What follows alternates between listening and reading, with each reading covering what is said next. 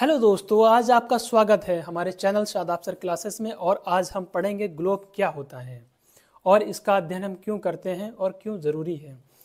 आपने इससे पहले पृथ्वी के आकार के बारे में जाना ही होगा और मैं पढ़ा चुका हूँ। ठीक पृथ्वी के ही तरह दिखने वाला ये छोटा सा पृथ्वी का रूप ही ग्लोब कहलाता है। जिस तरह से पृथ्वी हमें दिखाई देती है उसी प्रकार से हमको क्या होता है, ग्लोब भी दिखाई देता है। मान लो ये हमारी पृथ्वी है और इसी का छोटा रूप ये क्या है, ग्लोब है, मैंने बना दिया। और इसके दो अक्ष होते हैं, एक होता है नॉर्थ पोल, एक होता है साउथ पोल। ठीक है, तो हम जानेंगे ये क्या होता है। एक नॉर्थ पोल होता है और एक साउथ पोल होता है। एक उत्तरी अक्षांश, सॉरी अक्षांश नहीं कहेंगे, उत्तरी ध्रुव और दक्षिणी ध्रुव।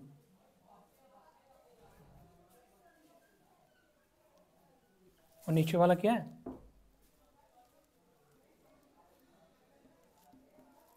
दक्षिणी ध्रुव।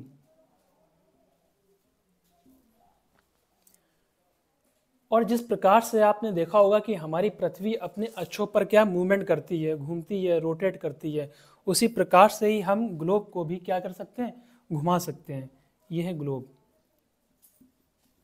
इसको हम क्या कर सकते हैं, घुमा सकते हैं। पृथ्वी हमारी किस दिशा में घूमती है, इस तरह से रोटेट करती है। ग्लोब भी हमारा इधर भी आप घुमा सकते हैं, उधर भी घुमा सकते हैं। ठीक है, दोनों तरफ से। जिस प्रकार से आपने देखा होगा कुमार की चक्की बड़ी आराम से घूमती है, और क्या होता है, लट्टू को भी हम आराम से घुमा सकते हैं। उसी प्रकार से इतना ये फ्री होता है ग्लोब, जिसको हम अपनी उंगलियों से घुमा के आसानी से इसमें बने हुए जितने भी देश होते हैं और इनका हम अध्ययन कर सकते हैं। ये बात यहाँ तक आपको समझ में आ गई। अच्छा, पृथ्वी पर हम क्या होता है, किसी भी चीज़ों का निर्धारण कैसे करते हैं, इसके दो रूप होते हैं। पहला रूप होता है कि पृथ्वी पर क्या होता है, वास्तविक यानी सापेक्षिक स्थिति को लेके करते हैं। दूसरा क्या होता है, उसकी वास्तविक स्थिति को लेके हम उसके बारे में जानकारी लेते हैं। जैसे कि पृथ्वी पर किसी स्थान का निर्धारण, आइए जानते हैं।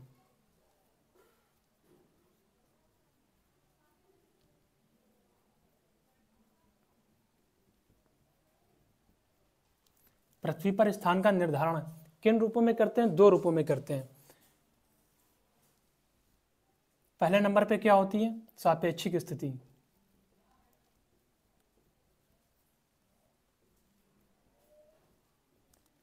सापेक्षिक स्थिति को इंग्लिश में हम लोग क्या कहते हैं, रिलेटिव लोकेशन।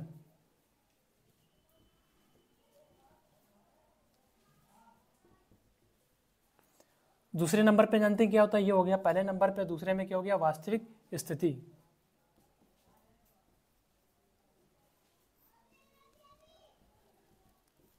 जिसको हम क्या बोलते हैं, एब्सोल्यूट लोकेशन।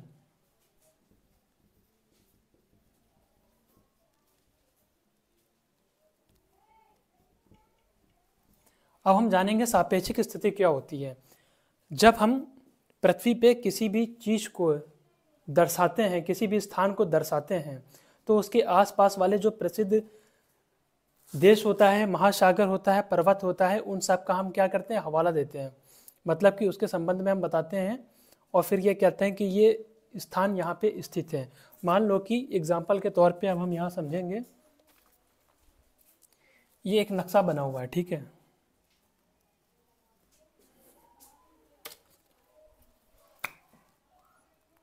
मैप पे कुछ इस तरह की आकृतियां बनी हुई है।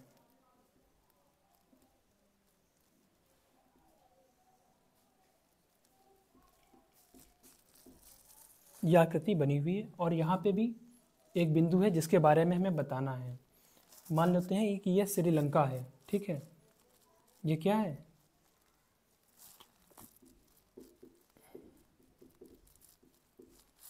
अब हमने क्या बताया, सापेक्षिक स्थिति में क्या कहते हैं, किसी भी वस्तु स्थान को बताने के लिए उसके आसपास के क्षेत्र को हम बताते हैं जो प्रसिद्ध हो, जिसके माध्यम से हम बड़ी आसानी से समझ पाए कि हाँ ये स्थान जो है यहाँ पे है। जैसे कि हमने अगर आपको ये बताया कि श्रीलंका जो है वो भारत के दक्षिण दिशा में स्थित है। श्रीलंका जो है भारत के दक्षिण दिशा में स्थित है, तो यहाँ पे हमने श्रीलंका की भौगोलिक स्थिति का सहारा लिया कि श्रीलंका जो है वो भारत के, ठीक है, कहाँ है, दक्षिण दिशा में, हम समझ गए। इसी प्रकार से जब आपको ध्यान होगा कि आपका कोई पता पूछता है और आप उसे क्या बताते हो। अगर कोई फॉर्म नहीं फिल कर रहे हैं तो उसकी बात अलग है। वैसे अगर कोई व्यक्तिगत रूप में पूछता है तो आप क्या कहते हैं, भाई हमारा घर जो है किधर है, हमारा घर, ये कोई गुप्ता हैं, उनकी दुकान के ठीक पीछे है, या फिर गुप्ता की दुकान के पीछे एक मंदिर है, उसके ठीक बिहाइंड में हमारा घर क्या स्थित है। मान लीजिए ये गुप्ता का मकान है, ये कोई गुप्ता जी हैं, इनका मकान है, और इनको क्या है लोग बहुत जानते हैं। क्यों जानते हैं, इनकी एक वर्कशॉप है, ठीक है, वर्कशॉप है, उसमें कुछ होता है जो बहुत फेमस है। तो हम ये बताएंगे कि हमारा मकान, ये जो गुप्ता जी हैं, इनके मकान के ठीक क्या है, पीछे है। अब लोग आसानी से समझ जाएंगे। यहाँ हमने किसका सहारा लिया, एक प्रसिद्ध मकान का, एक स्थान का और उनके नाम का सहारा लिया। इसी प्रकार से ठीक हम क्या कहते हैं कि श्रीलंका भारत के दक्षिण दिशा में स्थित है, तो इसी को हम बोलते हैं सापेक्षिक स्थिति, यानी रिलेटिव, उससे मिलती जुलती स्थिति, जिससे कि लोग तुरंत पहुंच जाएं, आसानी से, ज़्यादा बताना ना पड़े। उसी स्थिति को हम बोलते हैं सापेक्षिक स्थिति, यानी रिलेटिव लोकेशन। ये बात समझ में आपके आ गई होगी, इतनी बात समझ में आई। अगर नहीं आए तो आप खुद देख लीजिए। आप कहीं अगर जाते हैं बाज़ार वगैरह में और आपसे कोई पूछता है कि भाई वो मोहन का घर किधर है, तो आप कहते हैं कि ठीक चौराहे के लेफ्ट में है या चौराहे के राइट में है। ये क्या हो गया, ये रिलेटिव लोकेशन हो गई। अब हम बात करेंगे उसकी एब्सोल्यूट लोकेशन के बारे में, यानी उसकी वास्तविक स्थिति के बारे में।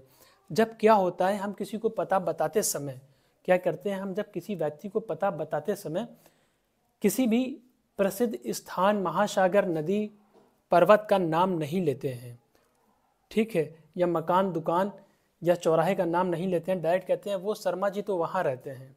तो क्या हमने उनकी एग्जैक्ट लोकेशन बता दी कि वहाँ रहते हैं, तो इसको हम क्या कहते हैं, एब्सोल्यूट लोकेशन करते हैं। तो आप समझ गए, पृथ्वी पे किसी स्थान का निर्धारण करते समय हम दो बातों का ध्यान रखते हैं। पहला, उसकी रिलेटिव पोजीशन, स्थिति क्या है, लोकेशन क्या है, और दूसरी उसकी क्या है, वास्तविक लोकेशन, यानी एब्सोल्यूट लोकेशन क्या है। अब इसके बाद हम करेंगे आगे की, कि आखिर हम ये कैसे निर्धारण करते हैं। तब जब हम क्या होते हैं, ग्लोब पर किसी जगह को ढूंढते हैं या फिर स्थित करते हैं, तो उसमें दो चीज़ों का बड़ा महत्व होता है। पहली चीज़ आप ये जान लीजिए कि हमारी पृथ्वी पर या फिर हमारे ग्लोब पे हमने काल्पनिक रेखाओं का एक जाल सा बिछा रखा है, जिसे क्या बोलते हैं, ग्रिड कहते हैं इंग्लिश में। इनमें बहुत सारी क्या होती हैं, काल्पनिक रेखाएं होती हैं, जिन्हें हम आगे बता रहे हैं आपको।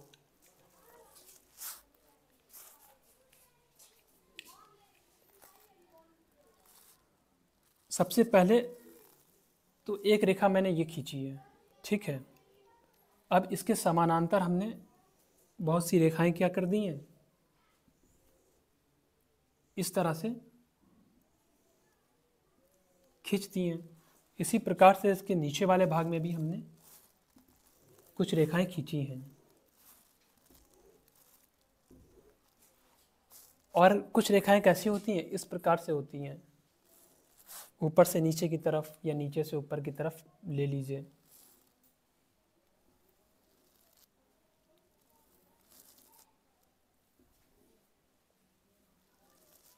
तो ये जो रेखाएं होती हैं, ये रेखाएं क्या होती हैं दोस्तों, ये रेखाएं होती हैं काल्पनिक रेखाएं।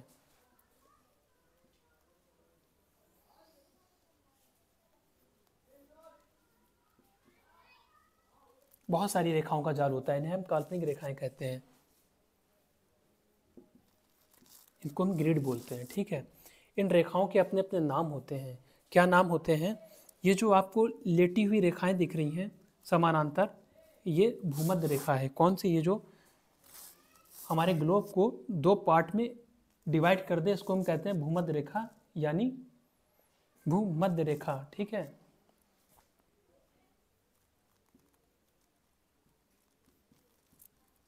भूमध्य रेखा यानी भूमि के बीचों बीच खिंची हुई रेखा काल्पनिक रेखा ही होती है। और जो इसके ऊपर और नीचे जो रेखाएं जाती हैं, इसके ठीक पैरेलल हो जाती हैं, समानांतर पे जाती हैं, यानी समान अंतर पे। तो उनको हम क्या कहते हैं, उनको हम कहते हैं अक्षांश, अक्षांशी रेखाएं बोलते हैं। क्या बोलते हैं,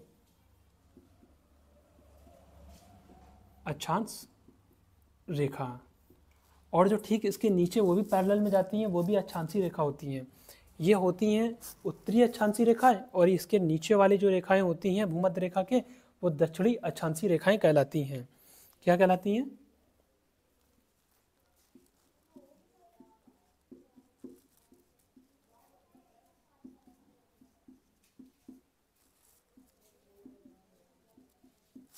इतनी बात समझ गए। अब ये जो रेखाएं किधर चली जाती हैं? ध्रुवों की ओर। ध्रुवों को मिलाने वाली रेखाओं को हम क्या कहते हैं? इनको हम कहते हैं देशांतर रेखाएं। उत्तरी ध्रुव और दक्षिणी ध्रुव, इन दोनों रेखाओं को, यानी इन दोनों ध्रुवों को मिलाने वाली जो रेखाएं होती हैं, इनको हम क्या कहते हैं? बहुत आसान है, इनको हम कहते हैं देशांतर रेखाएं।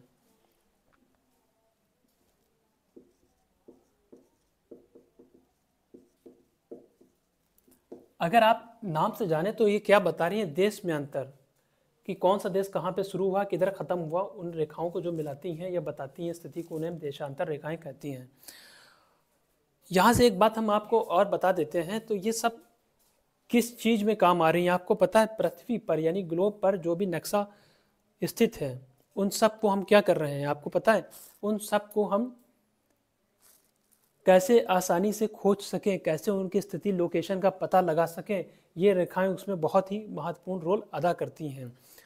तो इसके आगे अब हम आपको बताएंगे देशांतर रेखाएं क्या होती हैं, अक्षांश रेखाएं क्या होती हैं, इनके काम क्या होते हैं। ये सब हम इसके अगले वाले वीडियो में आपको ज़रूर बताएंगे। और अगर आपको देशांतर रेखाएं और अक्षांश रेखाओं के बारे में जानना है तो ज़रूर मैं इसके नेक्स्ट पार्ट को देखना मत भूलें। धन्यवाद दोस्तों।